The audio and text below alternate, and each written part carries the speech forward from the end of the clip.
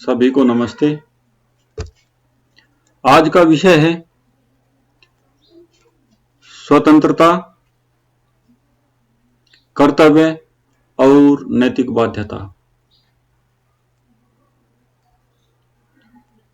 किसी भी व्यक्ति के आचरण का मूल्यांकन करने के लिए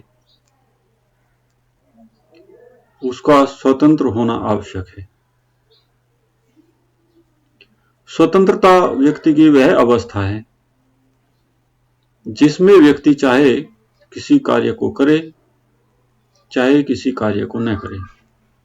जब व्यक्ति किसी कार्य को स्वतंत्रता पूर्वक करता है तो वह व्यक्ति उस कार्य के लिए, उस कार्य के परिणाम के लिए जिम्मेदार माना जाता है और उस कार्य के परिणाम स्वरूप उसको नैतिक दृष्टि से अच्छा, बुरा, शुभ या अशुभ कहा जाता है।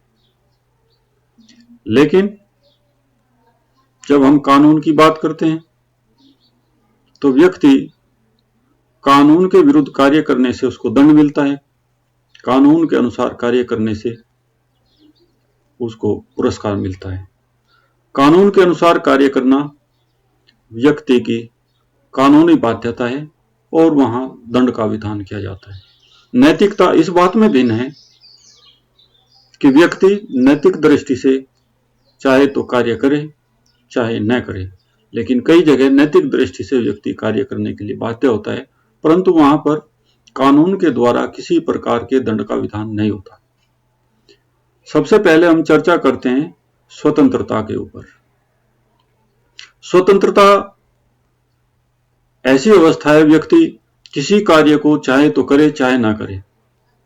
यदि व्यक्ति ऐसी स्थिति में है जहां वह चुनाव कर सकता है तो उस व्यक्ति को स्वतंत्र कहा जाता है। स्वतंत्रता के लिए 3 शर्तों का पूरा होना आवश्यक है। नंबर 1, विकल्पों की उपलब्धता। व्यक्ति के पास किसी कार्य को करने या न करने के 2 या 2 से अधिक विकल्प होने चाहिए।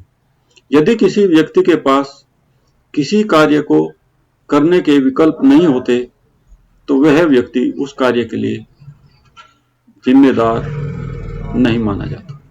ऐसे व्यक्ति के ऊपर किसी प्रकार का नैतिक निर्णय नहीं दिया जा सकता। ऐसे व्यक्ति को किसी भी अच्छे या बुरे परिणाम के लिए जिम्मेदार नहीं माना जा सकता। जैसे किसी व्यक्ति को कहें कि आपको पढ़ना चाहिए था, आपने रात में पढ़ाई नहीं की। लेकिन यह निर्णय तब लागू होता है जब पर्याप्त प्रकाश हो, उसके पास पुस्तक हो, सभी साधन हो, उसके पास यह विकल्प हो कि वह चाहे पढ़े चाहे न पढ़े। लेकिन यदि उसके पास पुस्तकें नहीं है तो वो चाहते हुए भी नहीं पढ़ सकता। यदि रात्रि में उसके पास प्रकाश नहीं है, चाहते हुए नहीं पढ़ सकता।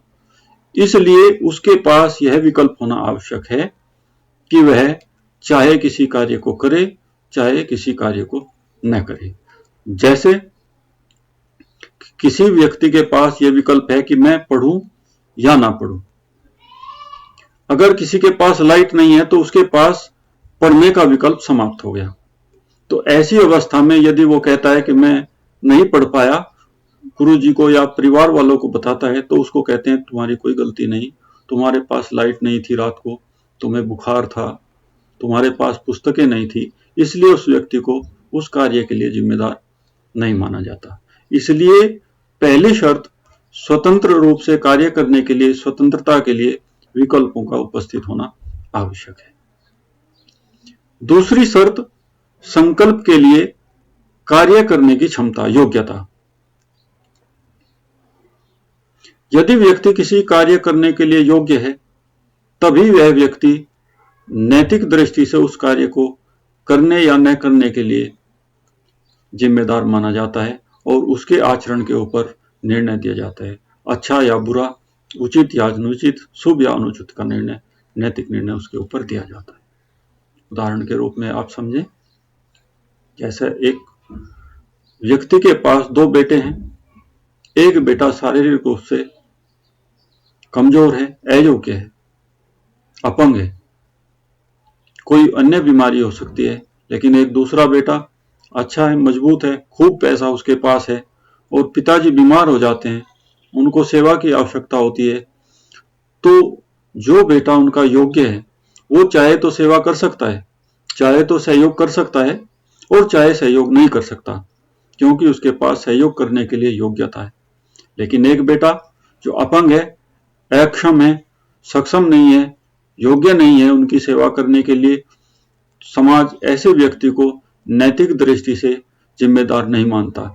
इसलिए यदि कहें कि अपंग व्यक्ति को करना चाहिए था, अयोग्य व्यक्ति को करना चाहिए था, सेवा करनी चाहिए थी, हॉस्पिटल ले जाना चाहिए था पिताजी को, तो ऐसी अवस्था में समाज कहता है कि जो व्यक्ति करने के लिए योग्य था और नहीं किया, उसको नैतिक दृष्टि से बुरा माना जाता है, अनुचित माना जाता है, अशुभ माना जाता है। कहते हैं वो तो अपंग है, उसकी क्या गलती, लेकिन वो तो सक्षम है, उसको करना चाहिए था। इसलिए नैतिक दृष्टि से वह व्यक्ति ही किसी कार्य के लिए जिम्मेदार माना जाता है जो कार्य करने के लिए योग्य है, सक्षम है। स्वतंत्रता के लिए तीसरी शर्त आती है कार्य के परिणामों की समझ, अर्थात नैतिक निर्णय ऐसे व्यक्ति के ऊपर दिए जाते हैं जिसको वह परिणामों को जान करके स्वेच्छापूर्वक कार्य करता है। इसलिए आपने देखा होगा छोटे बच्चे जिनको परिणाम की समझ नहीं होती, वो किसी कार्य को करते हैं तो उनको नैतिक दृष्टि से अच्छा या बुरा नहीं माना जाता। जैसे छोटे बच्चे को खिलाते हैं, छोटे बच्चे को किसी प्रकार का ज्ञान नहीं होता और वह कपड़ों के ऊपर लघु शंका आदि कर देता है, तो उसको उसके लिए हम जिम्मेदार नहीं मानते। किसी बौद्धिक व्यक्ति से जो विकृत है मानसिक दृष्टि से, अयोग्य है मानसिक दृष्टि से, नहीं जानता इसके क्या परिणाम होंगे, और वह व्यक्ति यदि पत्थर मारता है तो उसको हम अच्छा या बुरा नहीं कह सकते, क्योंकि वह परिणाम को नहीं जानता। इसलिए कोई व्यक्ति पत्थर मारता है तो उसके परिणाम स्वरूप हम उसको पत्थर नहीं मारते। यदि हम मारते हैं तो समाज के लोग कहते हैं वो तो पागल था ही, आप भी पागल हो गए। इसलिए नैतिक दृष्टि से स्वतंत्र होने के लिए कार्य के परिणामों की आवश्यकता अर्थात ज्ञान, विवेक आवश्यक है। इन तीन शर्तों के बिना किसी भी व्यक्ति को स्वतंत्र नहीं माना जा सकता, जिसमें विकल्पों की उपलब्धता, कार्य करने की योग्यता और विवेक, परिणाम की समझ। यदि किसी व्यक्ति के पास ये तीनों पर्याप्त शर्तें उपस्थित हैं, वह व्यक्ति उस कार्य के लिए जो उसने किया है अच्छा या बुरा कहा जाता है। इसके बाद हम चर्चा करते हैं नैतिक कर्तव्य। नैतिक कर्तव्यों के अनुसार हम देखें तो वे कर्तव्य नैतिक होते हैं जिनको हम चाहें तो करें, चाहें न करें। जैसे माता पिता की सेवा करना, बड़ों का सम्मान करना, वातावरण को शुद्ध करने के लिए वृक्षारोपण करना, ऐसे कोई भी कार्य करना जो समाज के उत्थान के लिए आवश्यक हैं, क्योंकि हम एक सामाजिक प्राणी हैं, समाज में रहते हैं। यहाँ से हम पर्याप्त अपने शरीर को चलाने के लिए ऑक्सीजन लेते हैं, जल ग्रहण करते हैं, इनकी वृद्धि करना भी हमारा दायित्व बनता है। समाज में सहयोग करना दायित्व बनता है। लेकिन इस दायित्व में व्यक्ति की स्वतंत्रता होती है।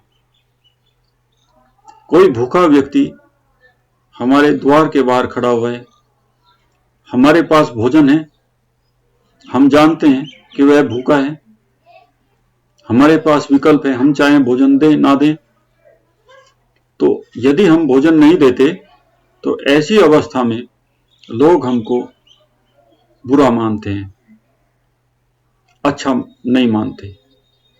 यदि हम अपने भोजन में से ही उसको खाना खिला देते हैं तो नैतिक दृष्टि से अच्छा माना जाता है। यहां हम उसको खाना देने के लिए बाध्य नहीं है। यदि हमारे ऊपर बाध्यता उत्पन्न हो जाती है कानून की, तो फिर यह नैतिक निर्णय नहीं होगा। कानून की बाध्यता में यह आवश्यक है, न करने पर दंड दिया जाता है। जैसे दूसरे व्यक्ति की जान की रक्षा करना, दूसरे व्यक्ति के सामान की चोरी न करना, ये कानूनी बाध्यता है। यदि हम चोरी कर लेते हैं तो हमको दंड मिलता है, लेकिन नैतिक बाध्यता में कानून के द्वारा कोई दंड नहीं मिलता, अपितु नैतिक निर्णय के द्वारा अच्छा या बुरा कहा जाता है, उचित या अनुचित कहा जाता है, शुभ या अशुभ कहा जाता है। इस प्रकार से कुछ हमारी नैतिक बाध्यताएं होती हैं। नैतिक दृष्टि से किसी कार्य को हम चाहें तो करें, चाहे ना करें, लेकिन कुछ कार्य नैतिक दृष्टि से करना हमारे लिए बाध्य होता है। जैसे माता पिता की सेवा करना, ये हमारे लिए नैतिक दृष्टि से बाध्य है।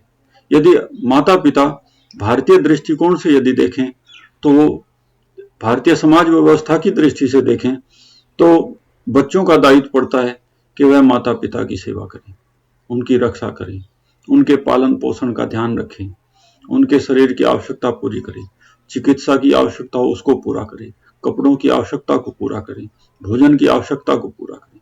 यदि हम नहीं करते तो कानून के द्वारा इसमें अभी तक कोई दंड का प्रावधान नहीं है, लेकिन समाज में ऐसे व्यक्ति को अच्छा नहीं माना जाता। इसलिए यदि हम ऐसा नहीं करते तो हम सामाजिक दृष्टि से बुरा है, अनुचित है, अशुभ है। लेकिन एक भिखारी को, एक भूखे व्यक्ति को हम भोजन नहीं देते तो उसके लिए हम बाध्य नहीं है, उसके लिए दूसरा व्यक्ति भोजन दे देता है। लेकिन माता पिता जिसकी आपकी जिम्मेदारी है सेवा करना, उनकी सेवा करना हमारी बाध्यता है। भूखे पिताजी को भोजन देना नैतिक दृष्टि से बाध्यता है। इसलिए स्वतंत्रता पूर्वक किए गए कार्य, इसलिए वे कर्म ही नैतिकता की दृष्टि में नैतिकता की सीमा में आते हैं जिनको हम स्वतंत्रता पूर्वक करते हैं, ज्ञान पूर्वक करते हैं। इसलिए बच्चों के कर्म नैतिक दृष्टि से उचित अनुचित के योग्य नहीं होते।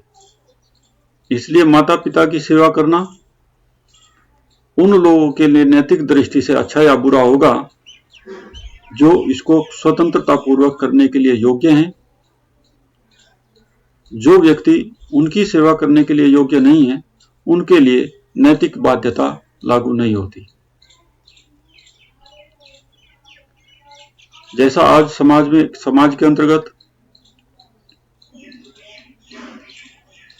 अंतरराष्ट्रीय महामारी कोरोना चला हुआ है, तो नैतिक दृष्टि से हमारा दायित्व है हम इसमें सहयोग करें। और यदि सहयोग नहीं करते हैं तो कानूनी दृष्टि से भी बाध्य है। यदि सहयोग नहीं करते हैं तो उसके ऊपर एफआईआर दर्ज होती है। तो यह दोनों दृष्टि से करना उचित है। धन्यवाद।